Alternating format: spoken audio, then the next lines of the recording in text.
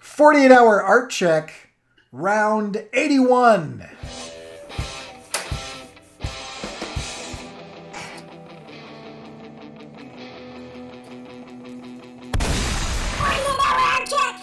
Okay, here we are again. Yes. 81. And we've got Scott back with us. I think we might just start calling this Scott Mondays or something. Yeah, I'm trying to make it every Monday, but yeah. Awesome. So I'm coming from the lab this time. Right, nice. Yeah, beaming in from behind the paralleloscope. So that's awesome. Okay, I love it. Should we jump in? Get started here? Yes. For those of you watching this live, make sure to share and like and all that jazz. And if you haven't subscribed and hit that bell, do that. I actually have a new animation that I finished that I haven't exported yet that will be carrying a little bell. I'm kind of excited about it. But anyway, there's my nerdy animation stuff. But yeah, so get all that done and jump into the chats. Make sure that we can see that you're here, and we'll bring up your comments in the thing. So I'll start this time on progress. So for me, I'm doing 18 days in a row of animation. So I have the tentacles animatic on that done. I've designed the robot arm for the arm that's going to come out of the TV to write itself in the script. And then I also did, I spent an hour or two today doing how do you describe that? I guess it's a tutorial video on how to rotate things in 3D. So it'd be like you can design a butterfly in Illustrator and have it be all flat and then turn it into a 3-dimensional object or 2.5D thing. And there's my super cheesy thumbnail for that, which I thought was kind of funny. Nice. Yeah. So, Scott, how about you? What have you gotten done? All right, let's see. So I built a new intro and outro for my videos because I'm trying to match my new branding and everything.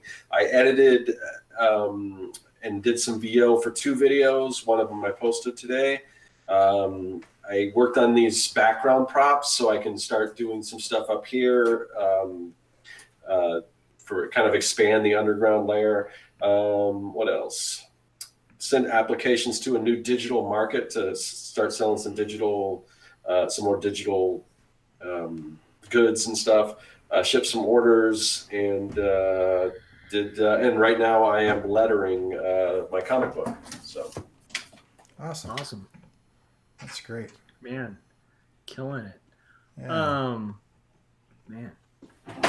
Oh, so I got basically through the rough pencils, and then I managed to do the tight pencils for the first 4 panels of the page, leaving me a couple panels, actually like 3 panels left to be finished with the tight pencils, which I'm pretty excited about. So, yeah, pretty on point, I think, from where I was expecting to be.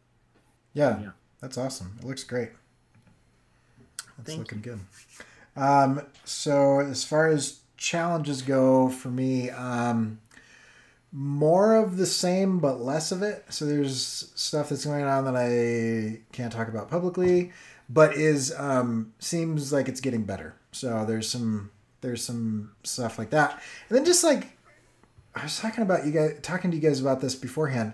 My daughter's in 3rd grade and her homework is ridiculous. And it takes like I'm helping her. I'm trying not to do it for her, but like it's like this weird way of looking at math and stuff. And so anyway, just like I wasn't able to get down to my studio until like 9:40 just because of all the stuff that's going on. And I can usually get down here by like 8, sometimes even earlier. So just kind of that type of thing.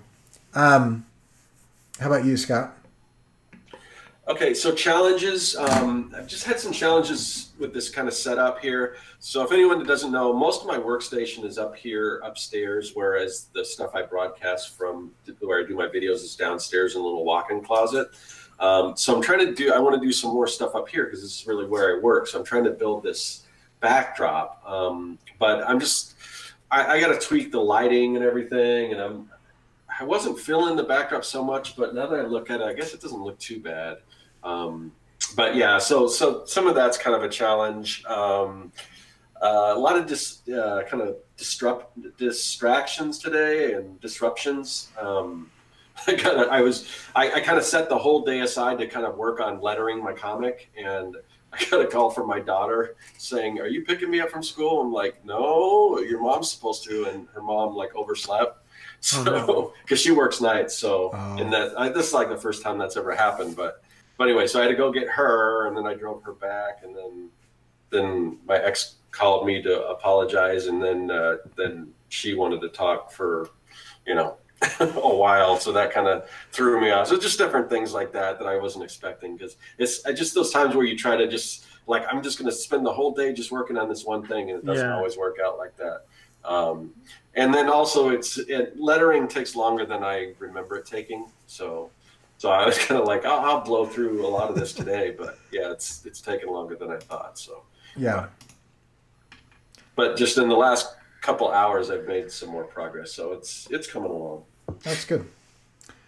How about you, Josh? Challenges? Yeah, I mean, just the day job and art director challenges have been pretty intense the last few days.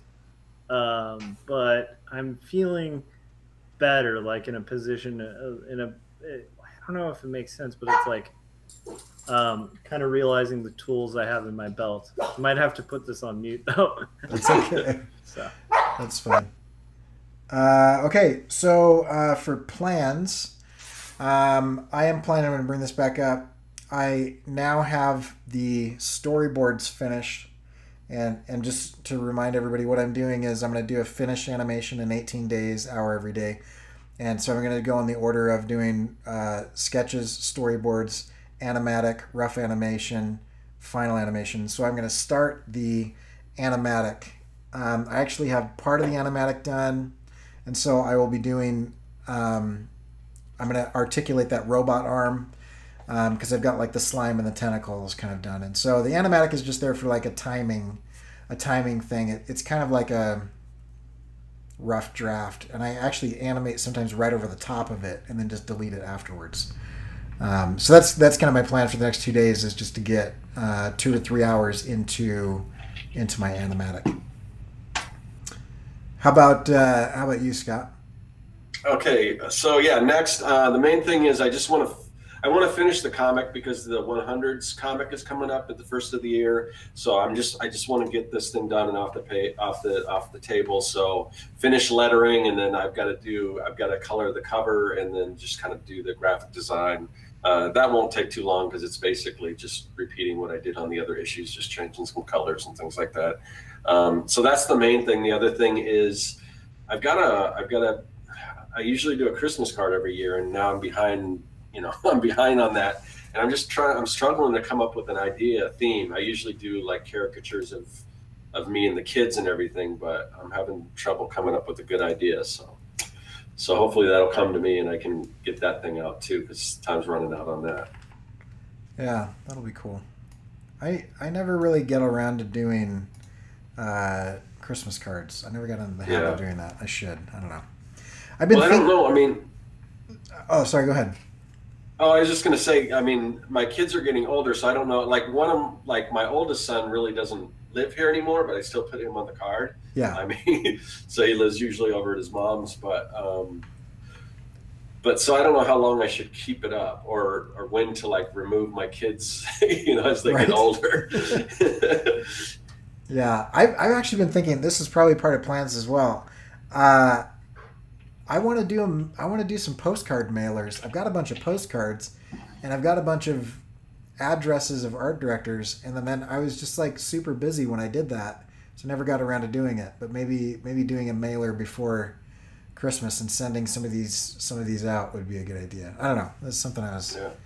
Yeah. How about Josh? How about you? What plans do you have, Josh? All right. Well, let's see. So I want to finish the type pencils for the next like few panels of my page. Mm-hmm. And preferably I'd like to get finished, but realistically I'll probably do type pencils for 2 more panels. Because it's like I just have to kind of budget with the time I've got. But if I can get finished, that would be cool, because then I could be on to inking by the weekend, which would be great.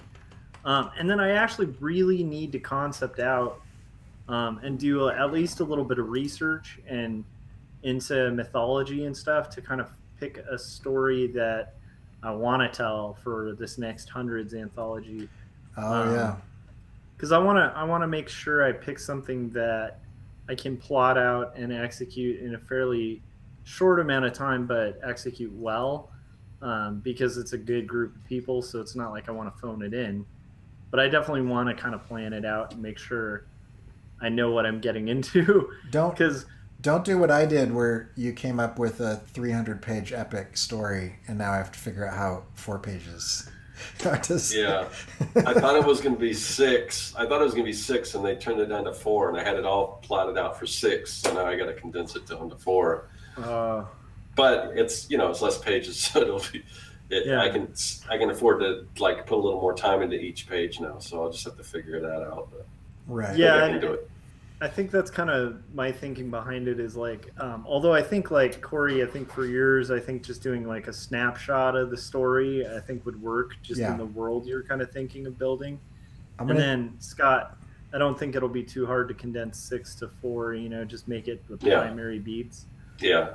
Well, it's also we don't really have we don't really have the page turns as much, Right, because there's only one page. It's basically two spreads, yeah. So, and I didn't know that at first either. So I wasn't thinking of that. I was thinking like if you're starting on, one single page, then a spread, then the last single page. So I don't really have the page turns. So, but I wonder. I'll make it work. Yeah, I wonder if they'd be open to that, because I would actually prefer having 2 page turns rather than 1. It doesn't. It sounds like it's pretty much set in stone according to the thing that I read, because Mike's really on top of all that stuff, and he's got everything set up. So I wouldn't want to mess with what he's already planning. I'm fascinated by it, and I'm really like, once again, I might be overthinking it, but it's like first off, I know I don't want to do a story with just like standard werewolves and unicorns. Yeah, me neither. and that's not to besmirch either. It's just not really either is really an interest of mine for writing. And so to me, I'm like, the fact that it's about mythology, I just really want to kind of touch on, like I was even thinking about like possibly like the Socratic story of the shadows on the wall, but then I feel like that's been in a comic before. So I was thinking about going with something Socratic, maybe even like the idea of like the third eye kind of thing, that like the third realm of truth, where it's like the Pythagorean theorems like floating out there and like in this other realm of truth or something.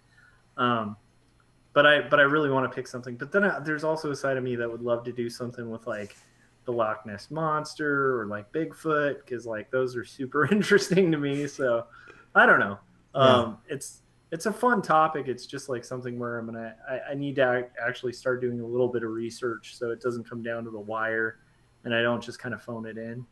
But at the same time, I want to make sure I think it out, so I'm not like biting off way more than I can chew. That's it. Adam in the chats just mentioned Craig Thompson did the allegory of the cave in blankets. So I'm like, okay, so there you go. So that can't be done. Yeah. Because I don't want to compete with Craig Thompson. Why?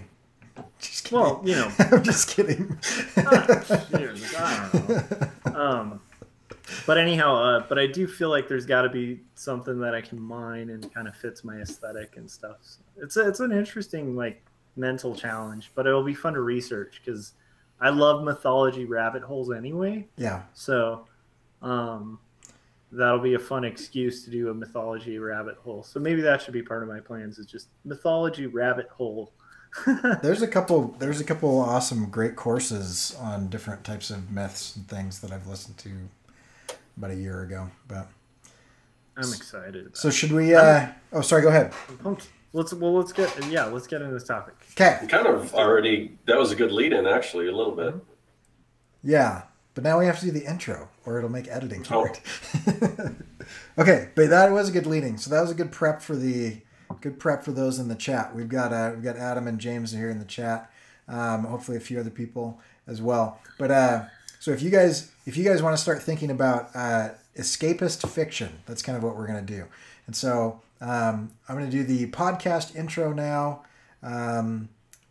to that. So I don't know why I always crack my neck as if I'm going into like a boxing match or something, but it's like a mental game I play. Okay, here we go. 48-hour art check, best of podcast. We go live on YouTube Monday, Wednesday, and Friday at 9 p.m. California time. We'd love to have you in the chat. We then rip the best conversations from that, and we put it in this podcast. And today we're going to talk about escapist fiction. And the reason that I wanted to bring this up is because I've heard a number of people in the community, a number of people that listen to this podcast and watch these videos, give an excuse for what they enjoy doing, for not doing something quote unquote important.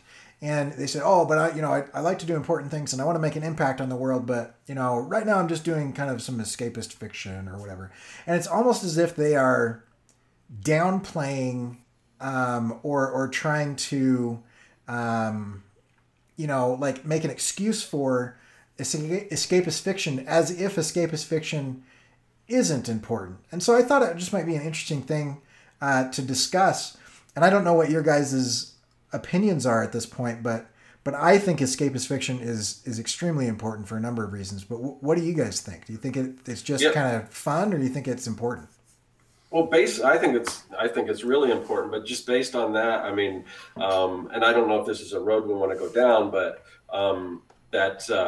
that comment that Bill Maher made about comics after Stan Lee died, I don't know if you heard that about. It was basically the gist of it was basically that the comics are for kids and there's nothing of any value, and you're a man child if you read comics or if you create comics or whatever. And it's just that opinion it gets me so. I mean, it's just for somebody who takes the medium seriously and who does it for a living, and just to know that there's still people out there that have that mindset, it just really bothers me. So yeah, and I wonder, I mean, Bill Maher is like an intentional shock jock who just enjoys stirring crap up. Yeah, I'm kind of glad you brought that up, because I was going to say it's such a strange comment coming from someone who creates like a shock jock like type of show where it's like, so comics are for the lowest common denominator, but like listening to like shock jock type content, is the but he's talking about important stuff like politics and things like that. So right, important things. So, and that's why we need escapist fiction to get away from the politics and everything. So here's one thing I'll say though, like, because I mean, there's a couple things I think that have gone kind of viral recently, and I like, especially regarding escapist fiction, and I think they're misconceptions. One is that escapist fiction is necessarily to be escapist apolitical, which I think is insane. Right. Because like, the weird thing is, like, when I was a kid, one of the first authors that I like fell in love with and bought like every book they did was Roald Dahl. Yeah. And Roald Dahl was not an apolitical writer.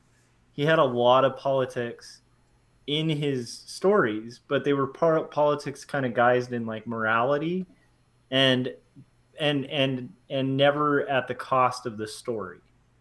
So like, I like Charlotte's Web is a morality tale. Like there are these like children's stories that have some kind of like morality tale to them, and by having like a morality to them, like they are kind of taking somewhat of a political stance. So like, to me, the idea that escapism is apolitical is like completely silly. I mean, like Stranger Things is totally political. Well, even though it's super escapist, I think you would be hard pressed to find anything that is apolitical, because politics. I was at a conference, right? I was at a conference and I was sitting there, and they got up and they were talking about there's this group that was giving a speech, and they were quoting different things about in the media about nudity and how it's disproportionately objectifying women versus men and blah blah blah blah blah. And I heard somebody say, "I didn't come here for politics," and I'm like, this isn't even politics. This is like, no one's platforming, no one's voting for anything, no one's whatever.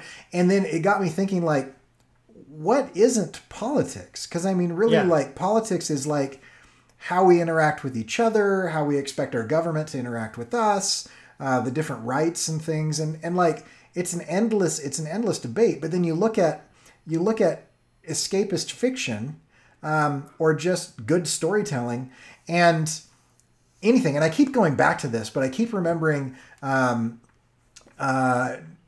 McDonald, who wrote Invisible Ink, often quotes the story about how the guy who was Rod Serling, who was doing the Twilight Zone, wrote a bunch of that stuff straight.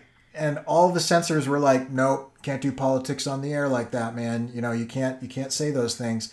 And so he's like, fine, same story, but now they're aliens, and this guy's a monster, and she has a pig face, and like just changed everything so that it became like sci-fi. And then they were like, yep, that's fine, right? And it's like, but the message was exactly the same. Like, and I mean, if you look at like Star Trek or X-Men or whatever, like there's these very clear messages of like, just because people are different, you should treat them well. And you could have people come in and say, oh, why are you getting all political? And it's like, well, yes, because politics just is part of life, but also not, I mean, and so I agree with you. I do have a problem with that everything should be apolitical, mainly because I don't actually believe that it's possible. I remember being in school. Agreed. And I majored in communication, and I was sitting, and so in the communication department that I got my bachelor's in, you have journalism, you have public relations, you have a bunch of other different emphases. And so I took some PR classes and I took some journalism classes, and I was sitting in a journalism class, and the teacher was saying, it's important to be unbiased and blah, blah, blah, blah, blah. And I raised my hand and I said, what I'm realizing is, and this is because I was a jerk at 22 or whatever. I said, I'm realizing that the only difference between PR practitioners and journalists is that one group admits their bias and the other group pretends like bias doesn't exist. And he almost fought me for a minute, and then he was like, no, you're right. And I was like, wait, what? And he's like, oh yeah, every paper that I've ever wrote for like had some kind of bias, even if it was a stupid bias, like you can't say anything negative about this baseball team or whatever. Like there was always some kind of something that you had to play to. And so I think because we are human beings and because we have opinions and we live our lives and it's impossible to separate our perception from our experience, that every story that is told by a creator authentically is going to have a slant to it. And you could call that politics. But you could also call it morality, or you could also call it religion, or you could also call it philosophy. It's because it's humanity. It exists. So anyway, so yeah, I that was my rant. I agree with you. That was my long agreement to Josh's statement. I think that's cool. Sorry, I got booted off for a second. I'm glad you're back. So tagging onto that, like I guess my point is, like, I think the big difference between kind of like something being like overtly political and escapist that like bothers people, I guess, is like maybe the problem is just people don't like it to be too on the nose. Meaning like, I think something that's overly preachy or like overtly like hitting you over the head with like, this is political. Yeah. That might be a little much, but the point being, like, I've never read anything that didn't have a point of view about ethics or morality woven within the story. Even if the point of view was that, like, it's like Cormac McCarthy kind of nihilism, but it's still the point being like there's usually like an underlying kind of moral to things. So like I always feel like that's just a major cop out for people who want to be critical of escapist fiction that has a viewpoint, to be like, oh, escapism can't have a viewpoint because I'm reading this to escape, not to like think about things. And it's like, to me, I feel like, well, you can pick and choose. Like, you can pretty much pick up like any kid's book in my kid's room and be like, oh, this is like liberal nonsense, and like read like liberal values into it. Or you could like look at it and be like, oh, this is like completely for like consumerism, and it's like consumer nonsense. You know what I mean? Right. Like, the point being, you can kind of put that on there if you want, because there is some kind of underlying ethic or moral to like most stories. But anyhow, let's get back to like escapism though, because I think, first off, like I have this weird thing about it, because I feel like most fiction, even really serious fiction, like, what is the purpose except to escape? Yeah. Like, you know what I mean? Well, yeah, and that's at the core of the term escapist fiction when it's used as a pejorative. I essentially have a problem with that, because the assumption is that we shouldn't be allowed to escape, or that if you're choosing to escape with your entertainment, that somehow you're doing something wrong or immoral or something like that. And it's kind of like my same beef that I have with people who interject the stupid thing like, oh, first world problems. Like, every time somebody says that to me, I want to punch them right in the neck, because like, it's such a stupid thing to say. Like, if I have a broken arm and somebody else has a broken arm and a broken leg, I still have a broken arm. Like, I understand that the comparison is ridiculous and that other people have stuff worse, but like, when I actually have a legitimate grievance and something is really going wrong in my life, it is not helpful, it is not kind, it is not necessary, nor is it even relevant to tell me that there are people that are starving somewhere else, because it's like, yeah, but what is the point of that? And so here's my problem is, if people are like, oh, you know, like, what is the alternative to the argument that, you know, escapist fiction isn't important, or that it's stupid, or that it's childish, or whatever? Is the alternative that I just have a constant state of anxiety, that I just cause myself to constantly fret and worry about every person on the planet? And I'm not making an argument for being hard and cold and getting rid of empathy, but like, there is a limit to the amount that a sponge can hold before it just starts overflowing. And we are like that, in that I can both engage with, worry about, and do something about the problems that I see around me, and need to withdraw from that to be able to enjoy life. Otherwise, why are we here? What is the point? If the point is just to torture ourselves, you can have it. That sucks. Yeah, like, let me, I kind of want to tack on an example of just my own reading habits, because like, here's a weird thing. So I do like very, I guess, what would be considered like non-escapist autobio stuff, right? Right. And it deals with like really heavy topics. But here's the weird thing about my own reading habits. It's like, one of my favorite artists is Chris Ware, but if anyone's read Chris Ware's books, they're like, they're beautiful, they're poignant, they're like really true to reality in this weird, almost too heavy of a way. Like, to the point where he has a comic about a little girl growing up, and my friend had to stop reading it because he has a daughter and it was making him really depressed. Right. Like, it was just so close to like reality. It was like too close. And so he had to put it down for like a year before picking it up again.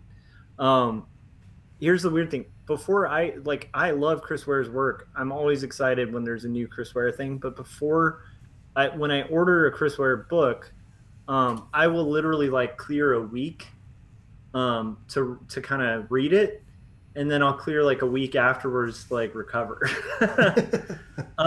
And sometimes I'll usually order in tandem a book that's much more escapist. So like, I do remember one of his books was this book called Lint, which is really heavy, and it's like each page of the book is like a year of a person's life until they die.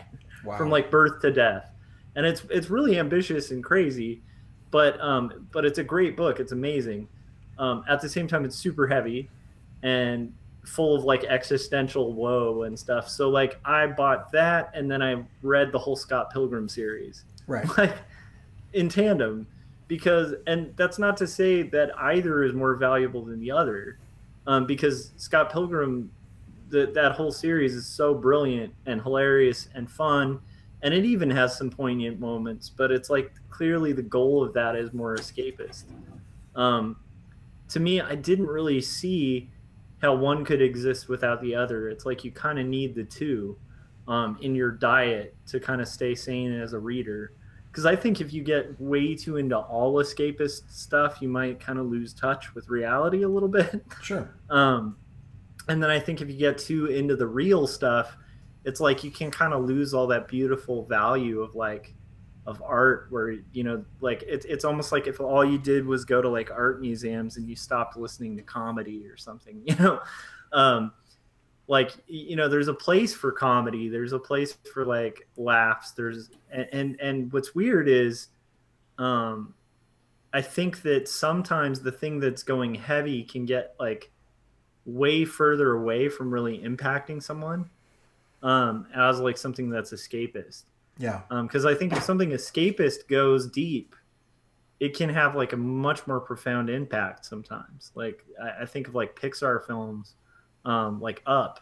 Like there's like a 1 minute segment in Up that I think most grown men I know, when they saw, were like bawling. Right. like I mean completely crying. And it's really profound. And yet that movie's totally escapist. And right. And yet, like, somehow, because of the fact that you're escaping and you're enjoying this, and there's these visuals that are fantastic, and there's creatures that are from another world, and you know, you're kind of put in this whole different environment from reality. When it has these moments that touch on reality, they're heightened, because you're at this almost like vulnerable state. Yeah. To be kind of receptive to like those deeper moments. I don't know if that kind of makes sense, but I personally think that's why like another Pixar movie that got me all choked up was like Toy Story 2. No, Toy Story 3. Where they're all on the conveyor belt and they're like holding hands, and it's like friendship even though they're gonna die, and you're like, right. Oh my gosh, like to me that really, like, I remember in the theater just having that lump in my throat and kind of looking over at my wife like, I'm not, this isn't affecting me at all. This is fine. It's not, I'm totally not moved by this at all. But I think part of why it gets you to that extent is because you're like laughing and kind of enjoying it. And it's like, you're almost like opening yourself up. Like, and then when it gets heavy within escapism, it's like, it can be really profound. Yeah. You know, so like to me, I always feel like, personally, just as like a guy who does do stuff that's like all auto-bio and serious, I get kind of weirded out when people expect that all I read is like, you know, like I'm going to go home and read like a bunch of depressing fiction, because it's like, yeah. No, there's no way. You know, I need my moments of like watching something that is sincerely for laughs. You know, I need my like Monty Python. I need my goofy stuff. Because like that stuff's great, and that stuff actually has an equal impact on even serious things, you know. Yeah. I don't know if that makes sense. What's your experience with it? I mean, what do you think? Well, I was going to ask, I have a theory. Remind me of my theory, because this will be really good. But before I do that, I'm curious because, Scott, you spend a significant portion of your time creating what people might say is escapist fiction, right? I mean, you're talking about, you've got kids kind of set in the 80s and they're running from zombies, and it's kind of like a fun kind of 80s romp. Yeah. But I feel like telling that type of thing is I don't know if important is the right word, but I think there's some significant value to what you're creating and others that are doing similar things like you. I mean, do you think about that as you're creating it? Is there a heavier reason behind why you're doing that? Honestly, I mean, I do it because it's fun. Yeah. Because these are the kind of stories that I want to tell. I mean, there's little bits. You know, it's by no means is it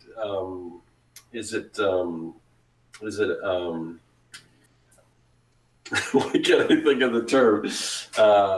What's the term? What's the term for what you do, Josh? Oh, autobio. Autobio, yeah. It's by no means autobio, but some of the characters are kind of loosely based on me and friends that I grew up with and everything. Yeah.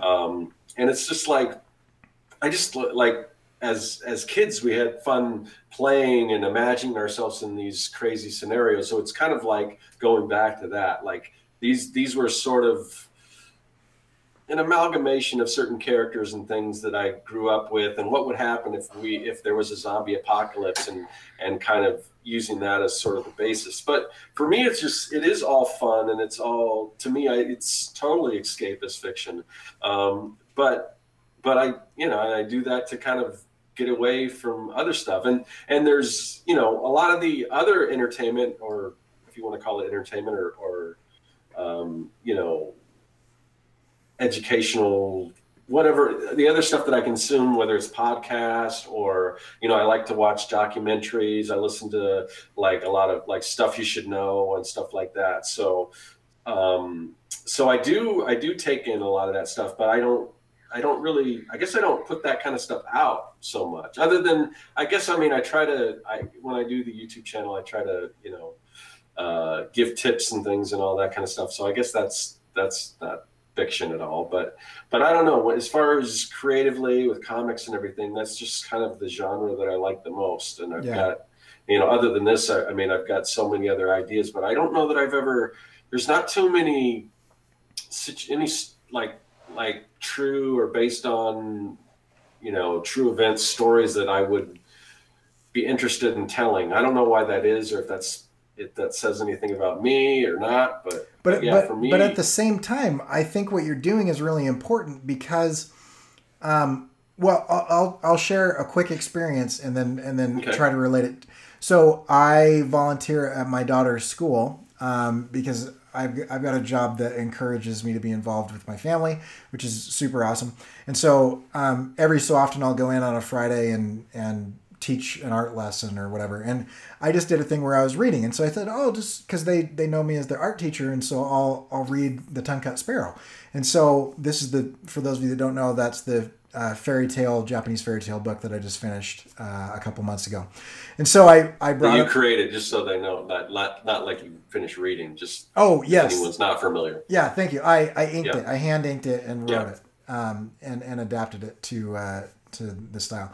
And so I brought a bunch of copies, and I told him I brought some of the videos of me inking it, and I showed him on my iPad. I said, hey, look, I made this book. Like, this is a book that I wrote and drew, and they had a bunch of questions about how I did it and stuff like that. And then I passed it out, and I read the book, and the book is about this guy who goes into the woods. His wife is kind of mean to him, and he finds this sparrow who's injured, and he picks it up and helps it and whatever. And at the end of it, his wife is like mean, like rips out the sparrow's tongue and tries to kill it, and whatever. And at the end, like, she dies, and pretty horribly. I mean, she's attacked by a bunch of monsters and demons and falls off this cliff to her death. And this is third graders, right? And so I was kind of curious to see their reaction. And the thing that I find interesting about fiction is that if I were to stand up there and say the stuff that I said at the end of that, at the beginning, without reading the story, it would have been like, all right, whatever, another lecture about being nice to each other or whatever. Because we were talking about, at the end, we were talking about the importance of kindness and the importance of selflessness and the importance of doing good deeds even when you don't expect anything from it, and avoiding being greedy and avoiding being mean and avoiding being violent, and it was a great discussion with this class of 9-year-olds, this fantastic discussion that came out of everybody reading this kind of silly story with talking birds that are magic and turn into things, and and it was just like this silly, goofy little story, and yet they were able to learn how to be a good human being. And I think what you're saying, Scott, is super important. And the reason that it reminded me of that story is because you're relating that to people that you and your friends growing up. And when we interact with stories, when we listen to and watch and consume stories, what we're actually doing is we are saying, we are looking at like, do I want to behave like this or not? Like, how is it that I should interact with other people? We start seeing things through the protagonist's eyes. Sometimes on really good stories, we will be a little scared by seeing things through the villain's eyes and being scared of that part of ourselves. And so with escapist fiction, you are learning how to and how not to be a good human being. You know, what do you do in society? What would happen? Like what you're talking about is, you guys were talking about as kids, like what you would do if the apocalypse, the zombie apocalypse came or whatever. And you look at like Joseph Conrad, who writes stories about like, you know, being shipwrecked, you know, and all this type of stuff. And what he does oftentimes, he's one of my favorite authors, so he's the first one I come to, is he puts people that you relate to in these horrifying, terrible situations, and oftentimes the most pious of them lose their moral center and go wild and go crazy, like in Heart of Darkness, you know, and whatever, and become horrible human beings. And so you hold up this dark mirror where you look at it and you go, oh, I don't want to do that. You know, I could see how I could now, and I don't want to. And so it's interesting to hear that you're injecting, you know, parts of or completely real people into that, because I think that's one of the main things about storytelling, is that we relate to and compare and contrast the characters in a way that helps us navigate this world where there's no instruction manual and we don't know what to do. So here's one of the things that I would say, just tying back into like the Stan Lee thing, because since he was like being besmirched by a shock jock.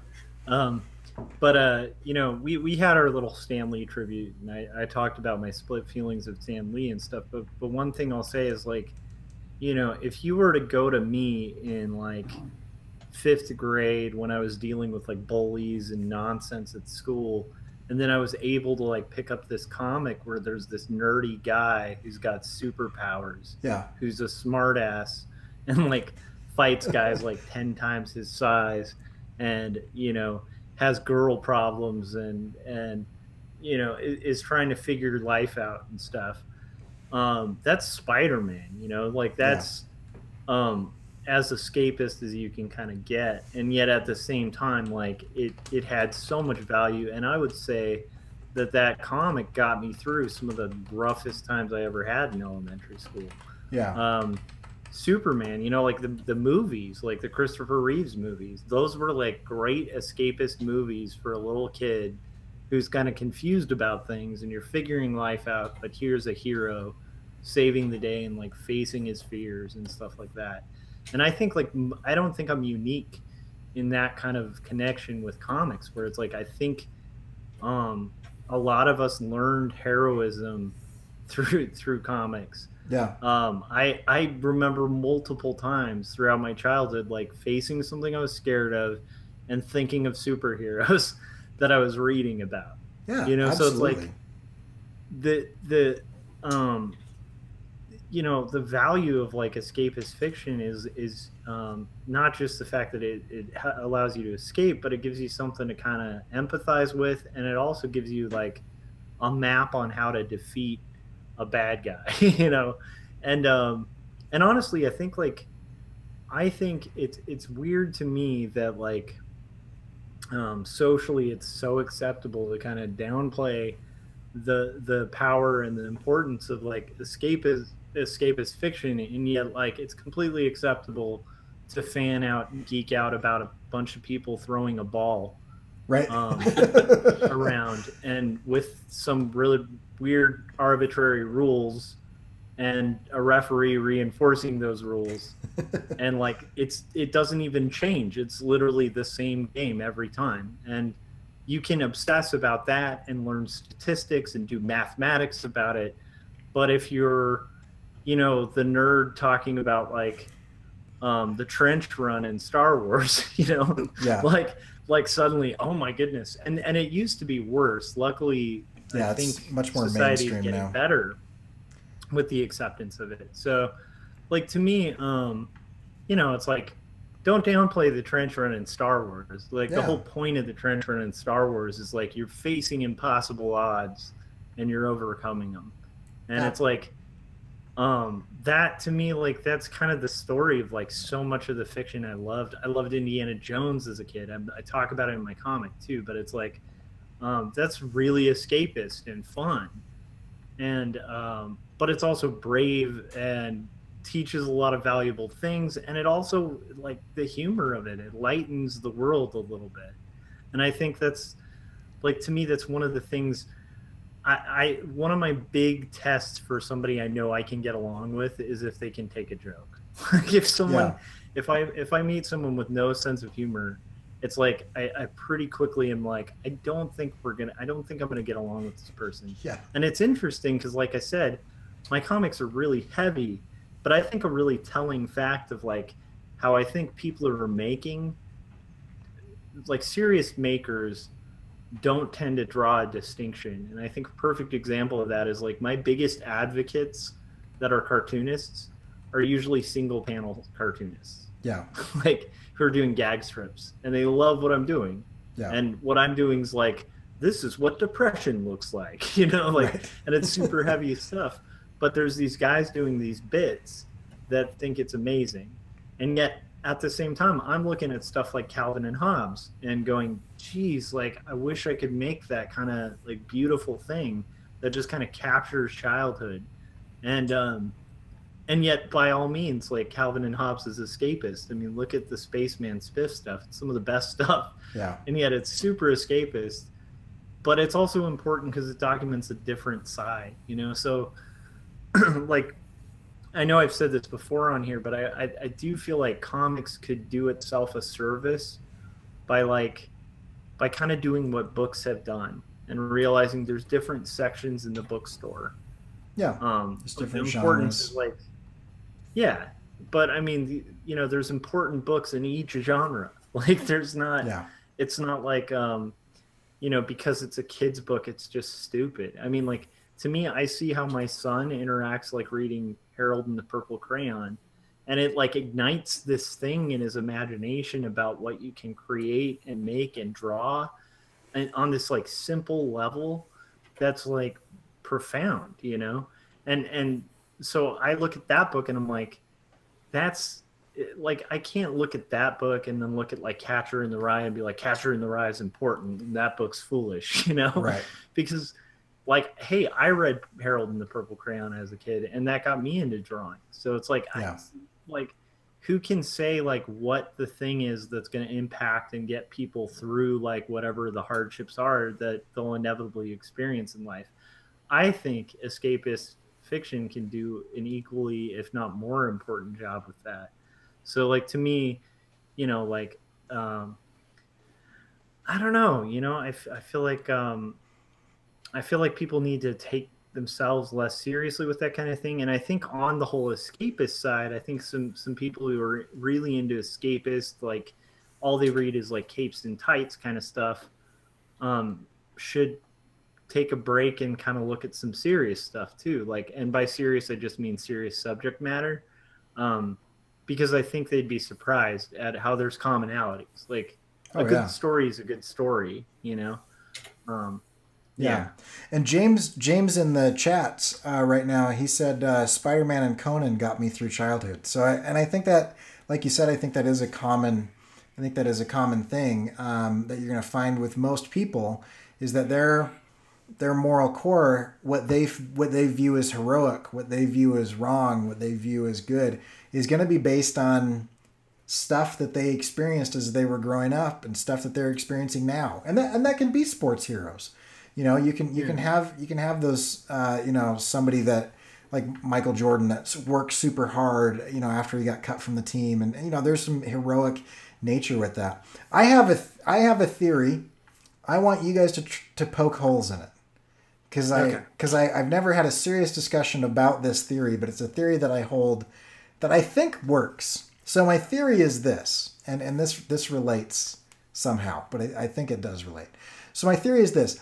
I believe that opposites are the same thing. I believe that, for example, I believe that suffering and joy are the same thing. They're two sides of the same coin. I believe that love and sorrow are two sides of the same thing. And the reason I say that is because your ability to experience happiness is equal and directly proportional to your willingness to experience pain.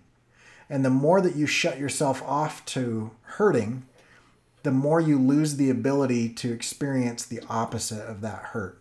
And so, like in a relationship, the more I shut myself off to, being hurt, the more closed off I am and protective I am of myself, the less intimate and invested I am in that relationship, because I believe that they're the same thing. And this came up in my mind as you were talking, Josh, that oftentimes those funny movies, those comedies, those Toy Stories, those other things where you're laughing 1 minute and then all of a sudden you're crying.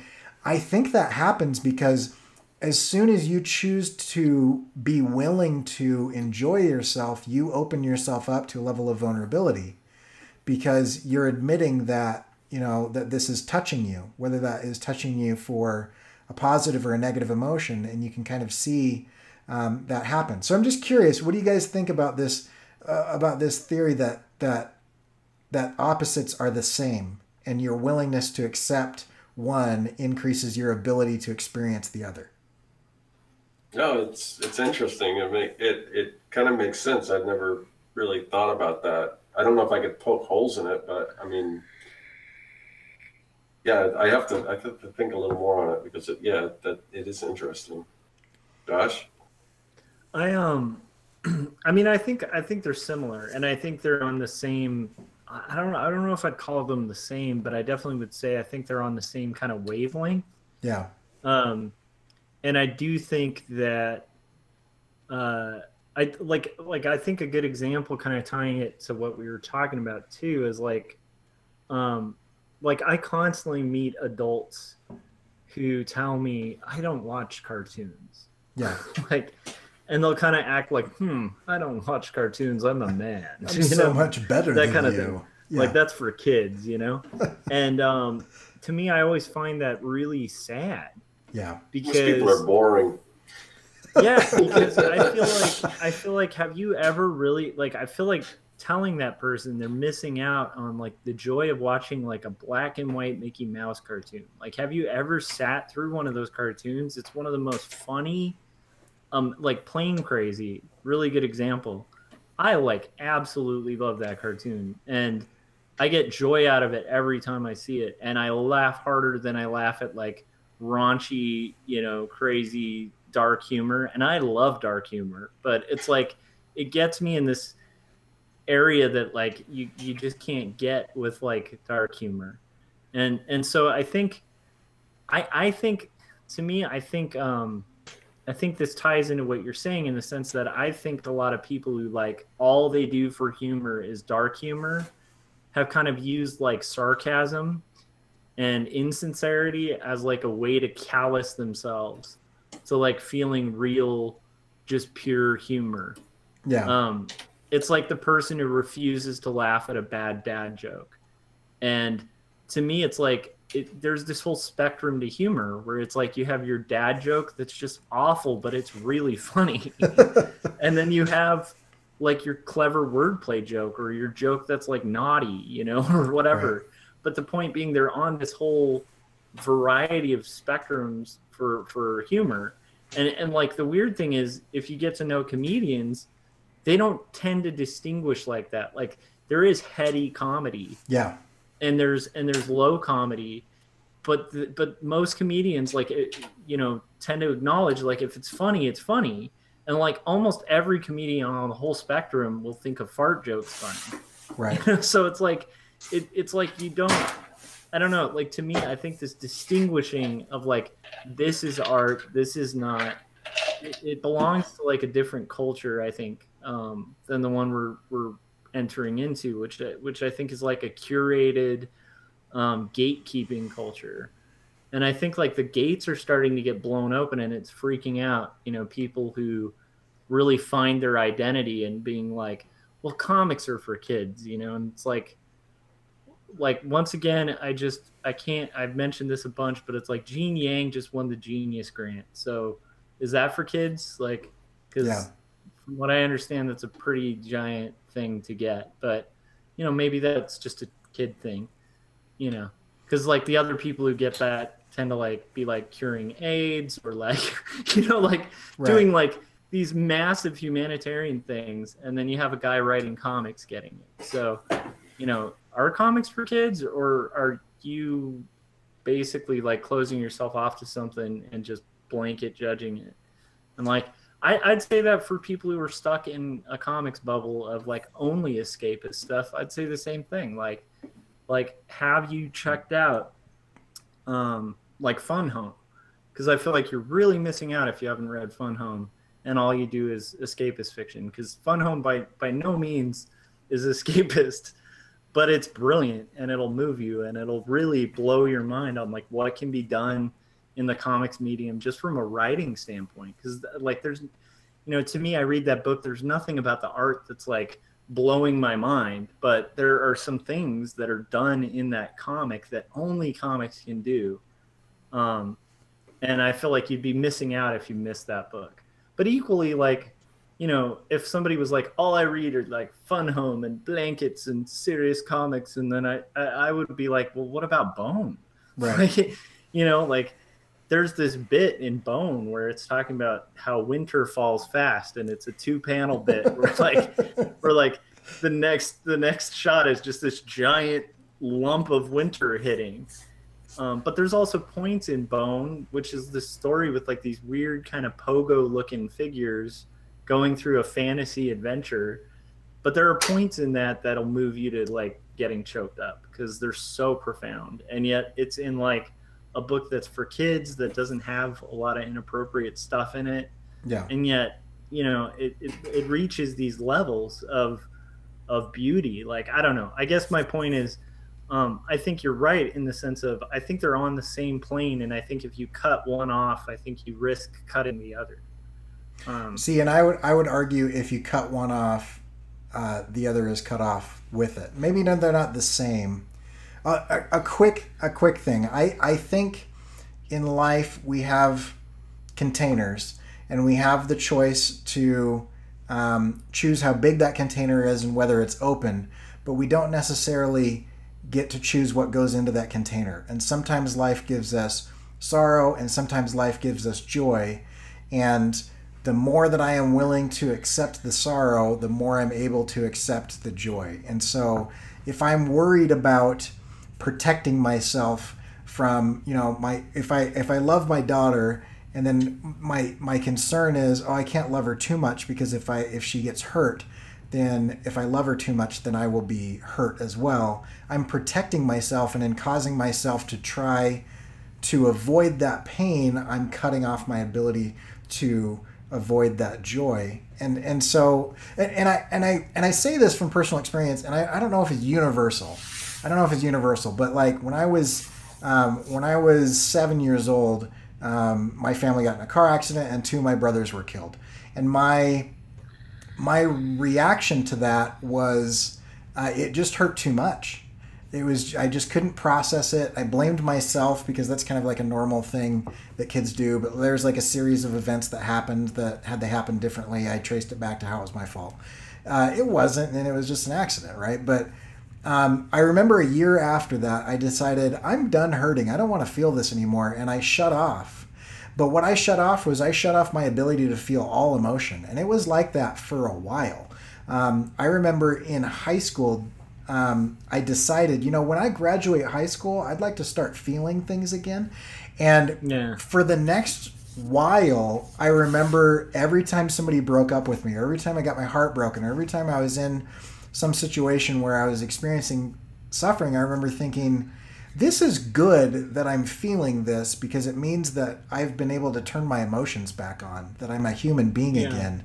And I noticed in at least my life and my experience, and I don't want to project and say that this is everybody's experience, that at those points and times where I've chosen to numb myself to avoid the pain, whatever that be, some people use addiction to numb themselves, some people use whatever. I gained as a child the ability, or the curse, I don't know what you call it, to just decide I'm going to be a robot right now, I'm not going to feel anything.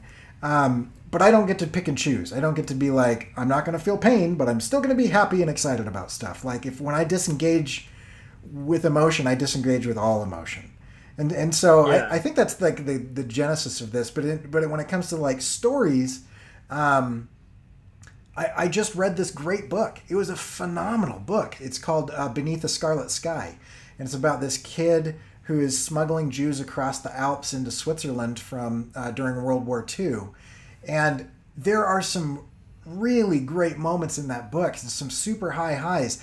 And there are some gut-wrenching, horrible lows, almost to the point where I'm like, I'd like to recommend this book, but it is hard in parts. But then I'm like, why is it hard? And it's because it was so high at points that when it goes low, you really feel it. And when it goes high, you really feel it because it was so low. Yeah. Yeah. So I don't know whether they're the same or not. I don't know, but I definitely agree that you can't have one without the other. I mean. Yeah. Yeah. I think I'm more on like I think I'm inclined to kind of agree with Scott. James in the chat was saying people love contrast in the way opposites need each other to stand out, but I don't see how they're the same. And I kind of agree. Like I think the same might be the only word that's kind of throwing me off. All right. Because I think they're emotions, and I think if you close yourself off to emotion, you do kind of become numb. And like oddly enough, that's why I made a comic called Numb a long time ago. Yeah. Because I went through like a really bad breakup, and then just kind of felt numb for a couple years after it. Yeah. And was kind of numb to things and like sort of seeking escape and all that kind of stuff. And I did catch that, like about myself as well, where I found that I was unable to kind of experience joy or sorrow. I just was kind of floating through things, which is a terrible way to be. And I've had multiple experiences like that in my life, you know, where you have that. But so I think grouped, James just said that in the chats, but I think that's right. Like where it's like they're definitely grouped, they're definitely interwoven. And so I feel like they just have a really strong relational pull to each other. Yeah. And you know, maybe it's like a yin yang kind of thing. So maybe they're not the same, but I don't think that they would exist without the other. Because I believe it's in the contrast of it, right? I mean, the reason that dark is because light is light, because there's something to contrast against it. And I think, taking this back to escapist fiction, I think that's one of the most beautiful things about escapist fiction is that it allows you to accept the story on a level that isn't available in a lot of cases on nonfiction. Because if it's happening to some guy who is able to somehow magically teleport to Mars and he learns about the people of Barsoom and all this stuff, you're like, oh, cool, this is fun, and I'm along for the ride. And a lot of your defenses go down.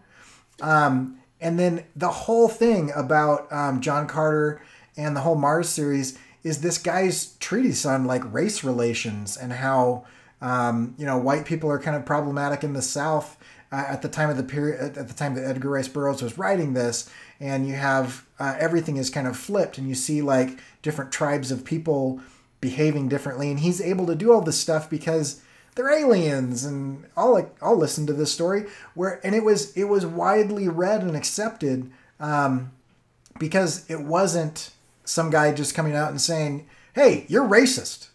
And it's like, well, immediately my defenses are up, and I'm not going to listen to that because you're just calling me names, and that's too real for me. But on a deeper level, I think we can become more vulnerable and more susceptible to the highs and the lows, and the good and the bad, and the emotional swings, and the lessons learned, and the humanity taught in these pieces of fiction because they're fiction. Because at no point in time are you like, I wonder if this is real, if this really happened. It's like, no, it didn't. It obviously didn't happen. So I want to touch on like one other thing that we haven't really hit about like the importance of escapist fiction. Because I think we've touched on just the sheer entertainment value, the fact that it's, I would say equal in value to any genre of art or writing. And then this interesting thing about the poles where it's like I think escapist fiction kind of allows for there to be really heavy stuff. Like it kind of balances it out. And kind of like it's like the two kind of make this really great reading experience.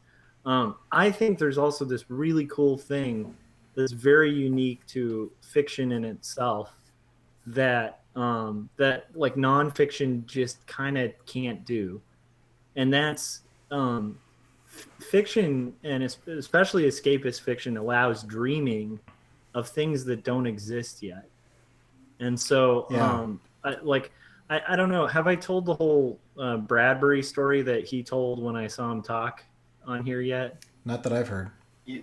Okay, well, let me go through it. I love going through it. So so Bradbury had this story about when he wrote the Martian Chronicles. A bunch of friends of his were making fun of him, who were writers, who were like, why do you write this nonsense? Like, because they're like writing, you know, like at the time it's like everybody's writing on the road, you know. And so they're like, why are you writing this like pap, like this nonsense? And he's like, it's not nonsense, and I'll tell you what, when we get a ship to the moon, I'm gonna call you on the phone and I'm gonna call you a goddamn idiot. I'm quoting him, sorry for the language.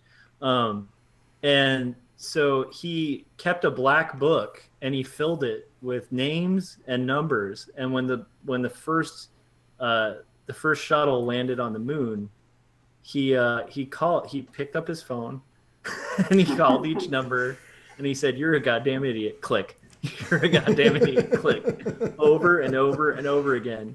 And part of why I want to just be true to what he said is like, that was Bradbury, but and he was just full of just sheer joy telling this story. Yeah. And to me, I think that shows that like he was a person who had no doubt that at some point we would be on the moon. Yeah. And if you look in, like, you read up on like H.G. Wells and the influence he had on like the creation of the submarine, the influence that science fiction in general has had on like the area I live in has a lot of like Northrop and, you know, Lockheed Martin and Edwards Air Force Base and stuff. And like most of the guys I've met who are engineers are sci-fi geeks. Oh yeah. And so it's like, you know, a lot of the guys developing the SR-71 Blackbird, like these stealth fighters, like creating technology that just doesn't exist, started dreaming that because of fiction. And so to me, it's like, that's a really powerful thing about fiction too, because it allows you to kind of think about things that don't exist, and you can envision them, and you can paint like a dystopia or a utopia, and you can create this whole thing, and that can actually move society to make those things real. And it's like, to me, that's, you know, if you're gonna like trash fiction and escapist fiction, then you gotta start thinking, you know, do you like a world where like we can go in submarines and we can go on airplanes and we can go into outer space? Because that's fiction. Yeah. That's the power of that stuff. Or even look at Star Wars, Star Trek, and James Bond, and you've got almost every piece of technology that exists.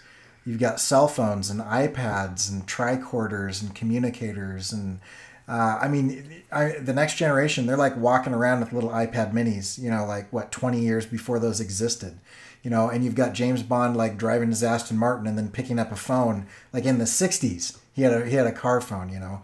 And there's all this stuff that like that type of kind of future forward thinking. Yeah, I think it's awesome. So, yeah. Any final thoughts before we wrap this up? Yep. All right. I think we've covered it pretty well. I'm super curious, those of you in the chat and those of you listening later, what is a major piece of fiction that has kind of impacted your life? We've had some people in the chat mention some things, but I want to know the stories. I want to know the characters. Leave us a comment on this video and let us know, like, what are some of the stories that have impacted your life and why? Like, why were they important to you? And especially if it's deemed silly or childish or whatever. I like those examples. If you wanna check out what Scott is working on, you can go to circworks.com. You can check out. He's got a brand new website up there. He's got a lot of new products going up and different things that you can get. Digital downloads right now that are phenomenal. So if you want to, just for the price of your email address, signing up to get his newsletter, which is awesome, you can get a comic starter pack, which is phenomenal. It comes with all kinds of different fonts and speech bubbles and all kinds of things. If you want to check out my work, you can go to corykerr.com. And I've got a couple of videos up right now that are kind of interesting. I just did another video on my AI to AE playlist, which is teaching you, if you already know Adobe Illustrator, how to make things move in Adobe After Effects. And so I just did a cool butterfly thing on that. You can see that at corykerr.com or follow me on YouTube. And as always, you can check out Josh, and you're on his channel right now. You can check out Josh at quarterlystories.com. You can see the non-escapist fiction that he's telling, which is an autobiography story about faith and mental illness, and it's gritty and it's deep and it's awesome, but it also has some cool throwbacks to some nostalgia and the character that I call Little Josh, which is one of my favorite characters. And so go check that stuff out. Thanks everybody who's in the chat. You guys are awesome. And if you are listening to this podcast after the fact and you'd like to join us in the chat, we go live Monday, Wednesday, and Friday, 9 p.m. California time on YouTube. And you can check that out at corykerr.com/48hr. And we will see you guys in a couple days. Bye. Later.